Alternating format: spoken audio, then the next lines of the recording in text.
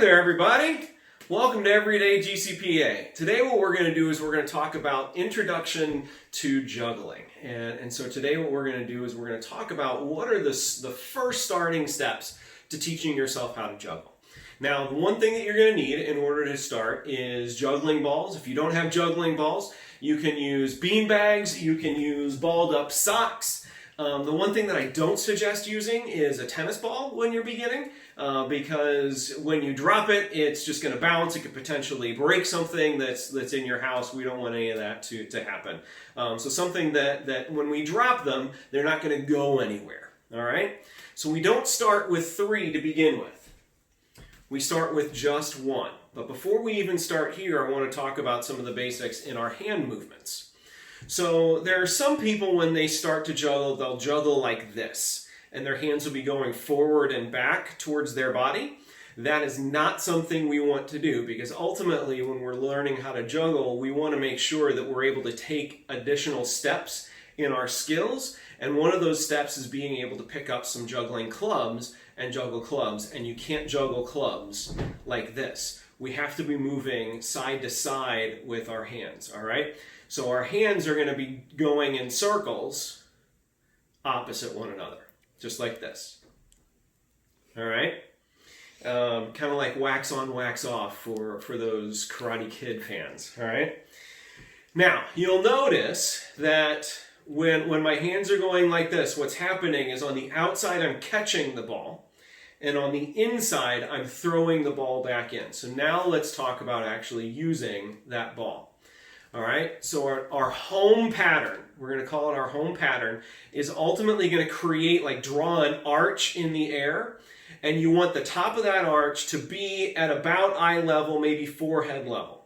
All right, you don't want to go too high, you don't want to go any lower. Too high and you're not able to find a rhythm, too low and it's just too fast as we're learning. All right, so you want the peak of that arch to be about eye level, forehead level. All right. Now you're also going to see here that when we throw this ball up, it's not going to peak in front of our face. It's going to peak just off to the side over the tops of our shoulders. All right?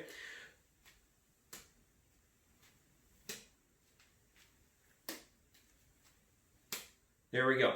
So what you want to do is you want to get to a place where you're able to do this over and over and over again. All right? And it's pretty consistent. You've got the height at about the same spot every time. At that point, then what you want to do is you want to start miming the second ball. All right? Because what's going to happen is you're going to toss the first ball in the air. As that peaks, that's when you're going to toss the second ball in the air.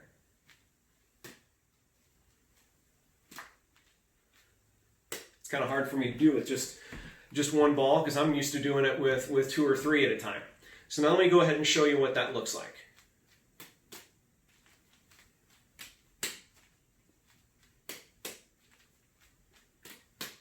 All right.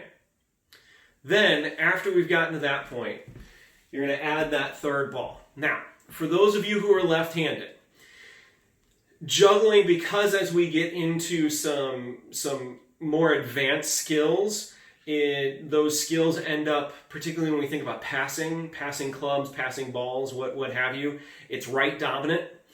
So we throw with the right when we're doing that. If you're left-handed, you're going to want to start with 2 balls in your right hand in order to start that pattern for getting the pace for what those advanced tricks and skills are. All right. So what you'll do is you just continuously go after you get there, all right? Don't go too fast. Make sure that you get 1 step at a time. 1 ball consistently each time, and then add the second one. One of the things that I see happen with some novice jugglers as they're starting to learn is that they try to advance too quickly. And we want to make sure that you take the right pace, all right? And ultimately, what will end up happening is you'll be able to get to a place where you are consistently able to keep that same pattern, all right? And you'll be able to start playing tricks where you get tighter, making it bigger, bringing it back to your home, all right?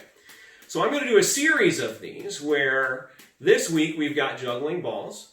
And next week when we do step 2 in the series, what I'll do is I'll show you how to juggle some clubs and talk about the basics of that. And then we're going to progress from there. All right? So there you have it. Hashtag EverydayGCPA. Show us your progress. Tag us. Hashtag that EverydayGCPA. And there you are. Intro to juggling.